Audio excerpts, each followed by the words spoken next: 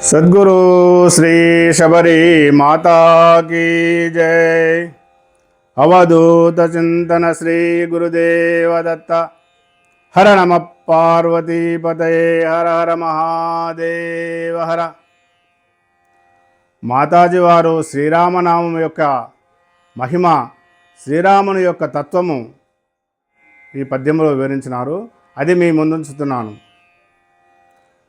ప్రాపుగ రామనామము నిరంతరమున్ భజించువానికి పాపము లేదటంచు పెనుపాముల పట్టగవచ్చు.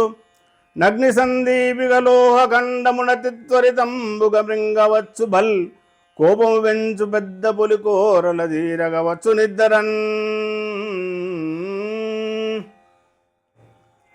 రామనామము నిరంతరం ఎవరైతే జపిస్తుంటారో వాళ్ళకి పాపము లేదు. మాతాజీ వారు సెలవిచ్చేవారు, రాముడున్న చోట కాముడు ఉండడు బిడ్డ, కాముడున్న చోట రాముడు ఉండడు. ఒక్క వరలో రెండు కత్తులు ఇముడవు బిడ్డ. ఎక్కడైతే రామనామం ఉంటుందో అక్కడ కామం ఉండదు బిడ్డ, ఎక్కడైతే కామం ఉంటుందో అక్కడ రాముడు నిలబడడు బిడ్డ అని సెలవిచ్చేవారు. ప్రాపుగ రామనామము నిరంతరమున్ భజించువానికి పాపము లేదటంచు పెనుపాముల పట్టగవచ్చు.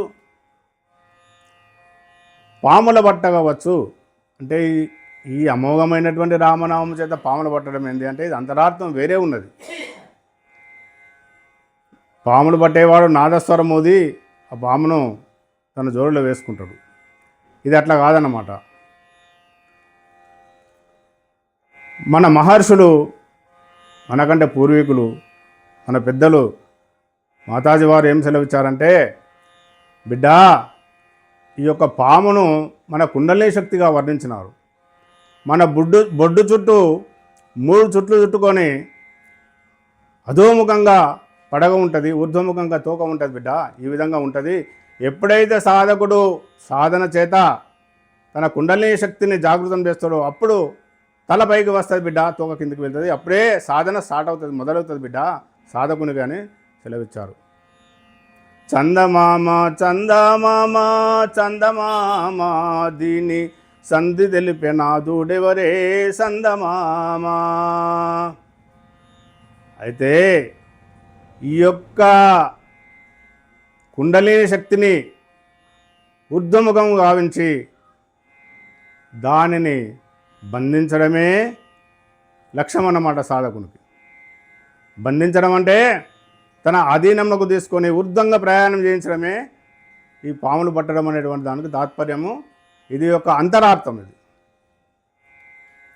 ప్రాపుగ రామనామము నిరంతరమును భజించు వారికి పాపము లేదటంచు పెను పాముల పట్టగవచ్చు. నగ్ని సందీపిక లోహ ఖండమునతి త్వరితంబుగా మింగవచ్చు.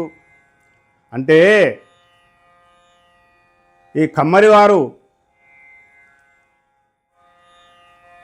ఇనుమును కరిగించిన తర్వాత అదొక ద్రవంగా మారుతుంది. అది లోహఖండం అంటామన్నమాట. దానిని అవలీలంగా మింగవచ్చు అని ఈ పద్యంలో తాత్పర్యం. అంటే మానవునికి క్రోధం అనేటువంటిది ఎప్పుడైతే జనిస్తుందో ఆ లోహం కంటే కూడా అధికంగా దహించి వేస్తుంది. మానవుని దహించి వేసి చిత శరీరాన్ని పూర్తిగా నశింపజేస్తుంది. ఈ శాస్త్రీయంగా కూడా కోపం వచ్చిన వానికి బీపీ ఇట్లాంటి అనేక రోగాలు ఉంటాయి. అందుకే ఈ క్రోధముతో సమానంగా మోర్చను అనమాట. ఈ క్రోధాన్ని కూడా బంధించవచ్చు బిడ్డ ఈ విధంగా రామనామంతో. లోహఖండమునతి త్వరితంబుగా మృంగవచ్చు. బల్ కోపము పెంచు పెద్ద పులి కోరల తీరగవచ్చు నిద్దరన్. ఇక్కడ పెద్ద పులి అంటే లోభం. మానవునికి అతి పెద్ద శత్రువైనటువంటిది లోభం. ఒక్క లోభగుణము ఉన్నంత మాత్రం చేత అన్ని దుర్గుణాలు ఒకటి ఒకటి ఒకటి ఒకటి ఒకటి తన లోపల చోటు చేసుకుంటాయన్నమాట. ఎందుకంటే ఈ లోభం అనేటువంటిది చాలా విచిత్రమైనటువంటిది. అన్నీ నాకు కావాలి, నేను ఎవరికి ఏమి ఇవ్వద్దు, ఇంకా ప్రపంచంలో ఉన్నదంతా నాకే కావాలి అనేటువంటి లోభగుణం. లోభగుణం అంతా చెడు, ప్రపంచంలో ఎక్కడ కూడా లేదు. కాబట్టి తస్మాత్ జాగ్రత్త. త్రివిధం నరకస్యేద ద్వారం నాశితమాస్తత. 3 విధములైనటువంటి నరకద్వారములు ఉన్నాయని గీతాచార్యులు చెప్పిండ్రు. కామము, క్రోధము, లోభం. ఇందులో మొట్టమొదటిది లోభం. లోభము చాలా భయంకరమైనటువంటిది. ఒక్క గుణం ఉంటే మిగతా అన్ని గుణాలు కూడా తమంతట తామే మన ప్రమేయం లేకుండానే మన లోపల తెచ్చుకొని పోయి అన్ని దుర్గుణాలు స్టార్ట్ అవుతున్నమాట. తస్మాత్ జాగ్రత్త బిడ్డ. ఈ లోభగుణం అనేటువంటిది, కామ క్రోధ లోభాలు సాధకుడు ఎప్పుడైతే నిరంతరం సాధన చేస్తాడో ఆ సాధకునికి ఇవి ఉండవి బిడ్డ. ప్రాపుగ రామనామము నిరంతరమున్ భజించు వారికి పాపము లేదటంచు పెనుపాముల బట్టగవచ్చు నగ్ని సందీపిగలోక ఖండమునతి త్వరతం ముఖమింగవచ్చు బల్ కోపం వెంచు పెద్ద పులి కోరల తీరగవచ్చు నిద్రన్. అంటే ఈ యొక్క కుండలిని శక్తిని జాగృతం చేసి తన అధీనం లోపల ఉంచుకోవచ్చు బిడ్డ.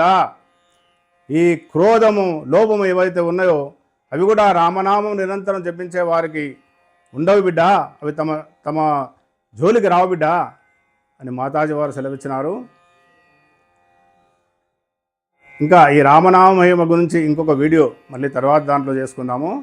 ఇందులో ఏమైనా తప్పులుంటే క్షమించగలరు. సద్గురు శ్రీ శబరి మాతాకి జై. అవధూత చింతన శ్రీ గురుదేవదత్త.